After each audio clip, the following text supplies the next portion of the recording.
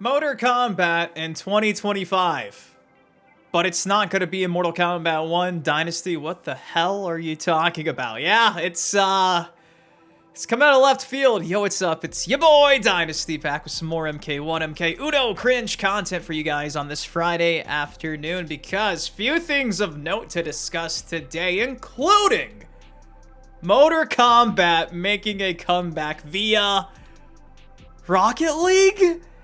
Yeah, new leaks suggest that there's going to be a Mortal Kombat Rocket League crossover, and that's kind of all we know right now. That really just shocked me to see this morning. Also, speaking of what shocked me this morning, because we're just a few days away from the release of the final Kombat Pack 2 character, Terminator T-1000, the marketing for this final DLC character has picked up, and a bunch of new footage has actually been circulating online today on X, YouTube, Instagram, everywhere, showcasing a bunch of new T-1000 stuff, including another look at this all-new palette that you can have when customizing how your T-1000 looks in MK1.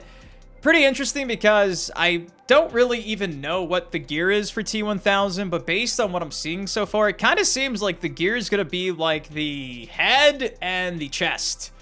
I say that because in this new image showcasing this new palette option, skin option, whatever you want to call this, he's rocking this new police officer hat, and he's also rocking this like crosswalk, I don't know what you call this vest, if you will, police vest. Reminds me a lot of like a Bobby in the UK. That's kind of the vibe I've been getting. This is also like the player 2 palette option. It's kind of like a sheriff option, at least here in Texas. It's what like the state troopers be rocking. So yeah, it seems like you're keeping the primary and they're just like kind of adding the vest and the hat to a costume that already exists, because that's his primary, just the player 2 color scheme with the vest and the hat. So I'm assuming the gear is probably the helmet and the vest. Again, I can't confirm this because I'm not actually one of the few that got access to all this exclusive gameplay, but that's just kind of what I'm guessing.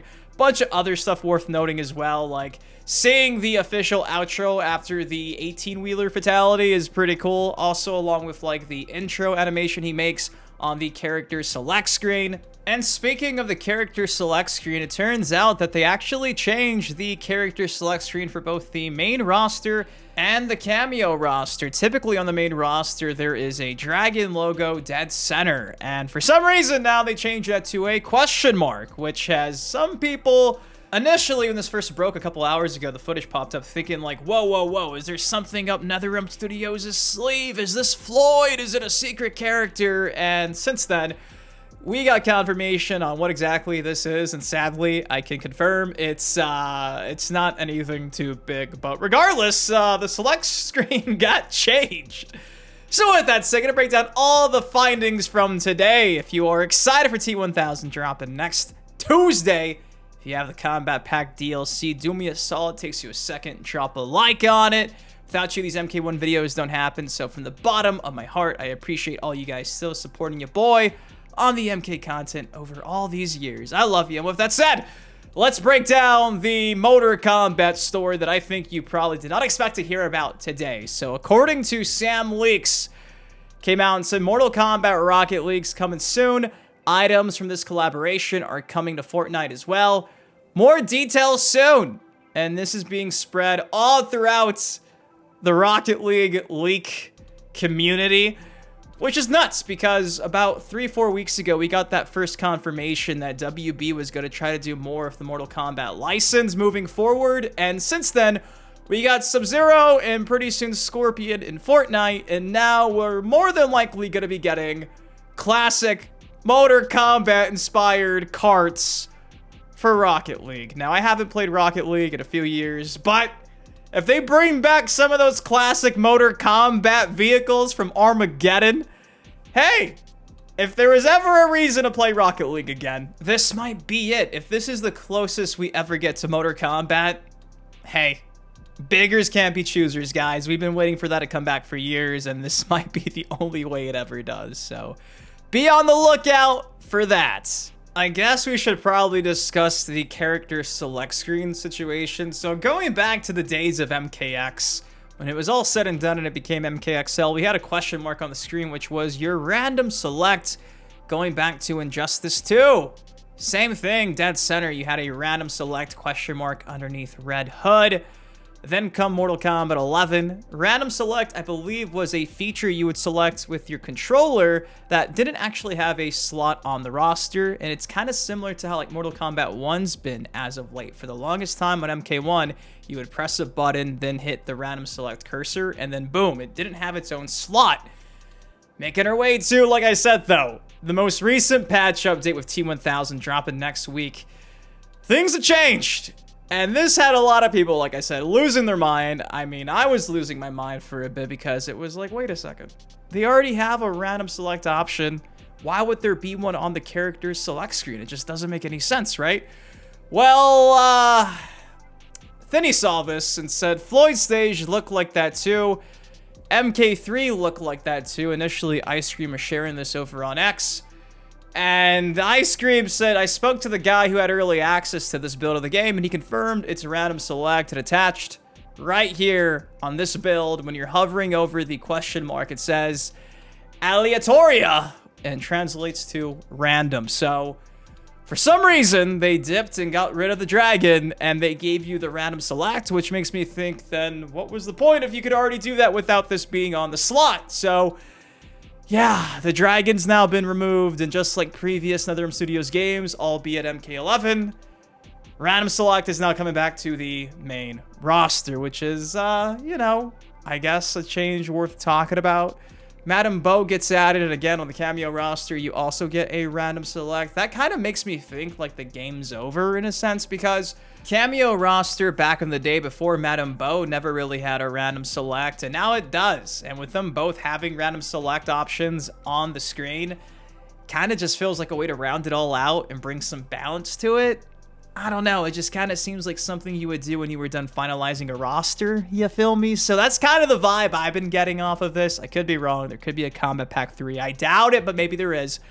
But nonetheless, character select stream will be changing next Tuesday. And speaking of next Tuesday, I'm going to start playing some of these clips that dropped earlier today online. Check this out. This is T-1000's 18-wheeler fatality outro.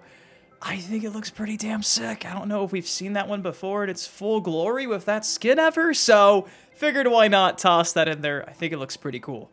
And speaking of pretty cool, check out the player 2 color scheme for Madame Bo as she performs her fatal blow on T-1000. A lot more pink than the initial one. I honestly kind of like the player 2 palette a bit better than the player 1 for Madame Bo, but I thought that was kind of neat as well. Now here's the intro for T-1000 in Mortal Kombat 1, very reminiscent of what T-800 back in Mortal Kombat 11 did, the Arnold. Exact same animation, more or less. Looks like they just reused that asset, but it's still pretty dope. And again, here is the changed select screen in all of its glory. This will be what you see when you do update your game next week. Big ol' question mark on both select screens for the roster. Now, if you wanted to see what T-1000 looks like when he vomits, his vomit's not yellow, it's made out of steel too. Warner Play Latino actually shared a full breakdown similar to the Combat Cast from yesterday, and there it is. That's what T-1000 be looking like when he pukes. Again, this is the newest skin palette option for T-1000 being showcased in all of its glory. And funny enough, Madame Bo even performs a fatality on T-1000, and like you've seen previously, he doesn't have any blood. He's got liquid metal in his inside. So hopefully this one doesn't tick off the YouTube algorithm too much. But if you wanted to see T-1000 getting served at the tea house, that's what it would look like. And if you look hard enough on the internet, there's also, in the middle of me making this, another skin out there that's very reminiscent of a certain T-1000 biker look. Yes. Biker T-1000 from T2 is also going to be another palette option, skin option for him in the game as well. So be on the lookout for that. Quick Google search. You find it. Just dropped right now. But guys, that's all I got for y'all today. Character select screen was updated with a random select.